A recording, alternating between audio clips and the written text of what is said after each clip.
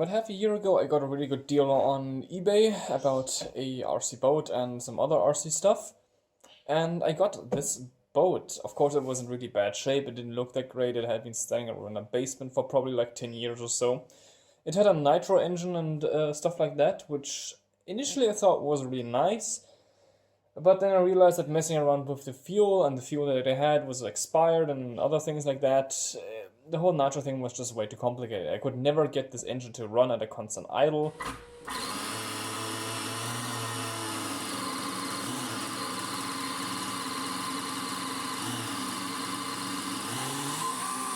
Probably because it was an old engine, it was worn out.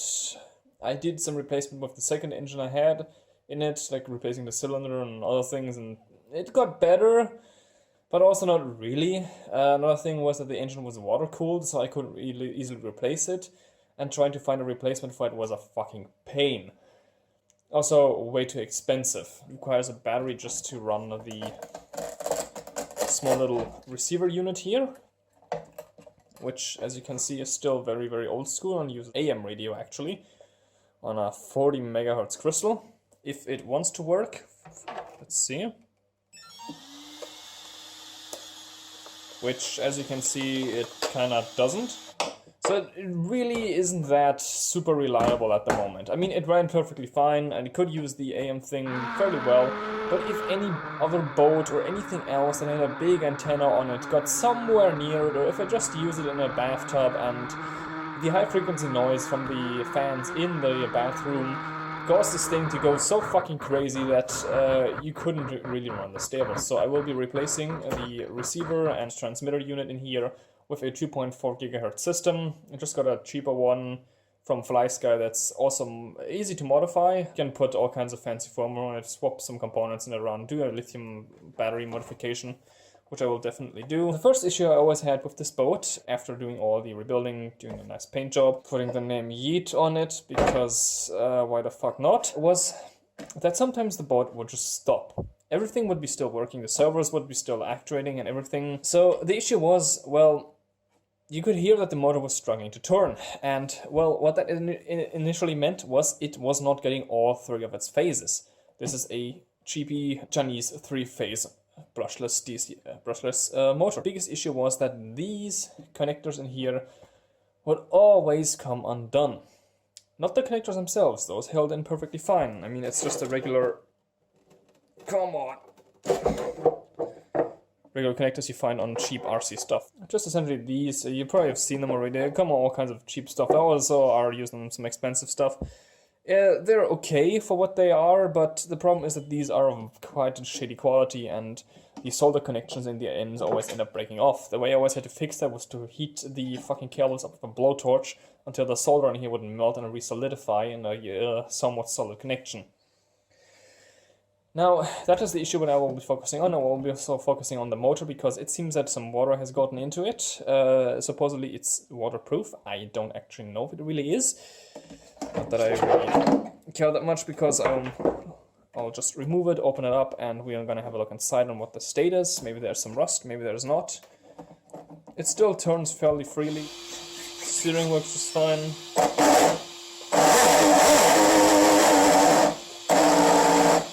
That works also just fine, it's also well greased and everything. It is really loud and really fast, but the issue that I had, which I can actually demonstrate if one of the connectors comes undone. So yeah, we'll just do this. The motor's trying to turn, but absolutely nothing is happening. Because it's not getting all three phases that it needs to. And that was because these solder contacts ended up failing. Zip tying them together and putting them under pressure worked temporarily, but this is all just way too fucking stupid and I kind of want to do a proper job at this. So, I bought a bunch of these. I don't know if these connectors are real or fake. I really don't care because they will withstand the current and everything.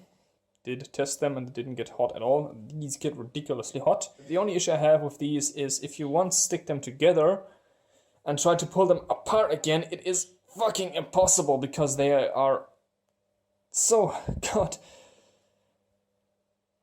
damn solid. Oh, sorry about that. And for that I have to remove the old connectors, solder these on, make sure that all the polarities are the same. So well, after some struggling I did manage to get the motor apart, and yeah, it's essentially just a brushless motor. 3 phases and whatnot. This section is magnetic, as you can see. Fairly strong magnetic, actually. But if you have a look at it, we can see some few grinding marks in there. That is not so great.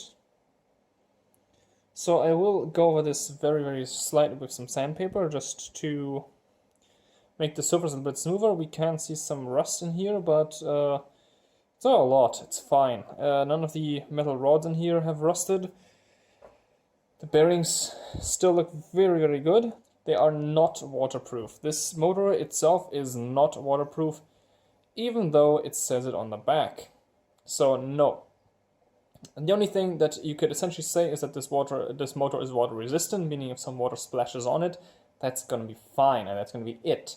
It's also going to be dirt resistant and mud resistant, but it is not waterproof like they say it here. So if your boat essentially goes completely underwater and this entire section here fills up with water, this motor is gonna flood as well. I mean, for a waterproof motor, you would expect that these cables that go out of here at the side do not have a direct path in here. You would expect that this section here would be filled with epoxy, but just already from the way it wobbles and whatnot, you can see that, something isn't quite right. Oh, we have gaps in here, as you can see. Well, these gaps do actually go all the way through and allow ingress of water into the motor. That is not so great. So there are a few things I'm going to do. First of all, I'm going to clean this thing out a little bit with WD-40, make sure that the bearings get newly lubricated. Set everything back in here. At least this motor is very, very service friendly. You don't even have to take out all the windings just to replace the bearing. A standard skateboard style bearing, for those who really want to know what exact bearing this is. They actually were nice enough to face it so that the model number is showing outside, and it's a 625Z. Bring it out with some WD-40 reveals. Oh boy, we have rust on our paper. There were also a bunch of rings in there. This was the ring, the one with the kink in it, that was on the top side. It's a little bit of a spring and was here. And we have 3 more, which apparently were all on the bottom, on this side of the motor. So reassemble that correctly again, because that would suck. Now, there are a few things I would like to do, and that is essentially make this section a little bit more water resistant. And for that I'm just going to use some engine sealant. So well, I'm starting to change out the connectors on the motor for the different ones. And I've already finished up the ESC. And that fits perfectly on there. And these connectors essentially just get soldered on, just like these. Now here's exactly the issue that I had with these connectors. Well, I had to remove this one by heat, but this one here, I just cut off the cable, well, the heat shrink tubing that I added on there, and there is no solder in there.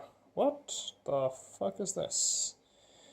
Yeah, this is essentially the reason why I was having so many issues with this, because these things weren't properly soldered on there, and well, the holes in them aren't also very deep.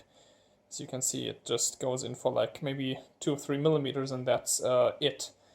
Not that great, but yeah, that's why I'm using this 3-pin connector.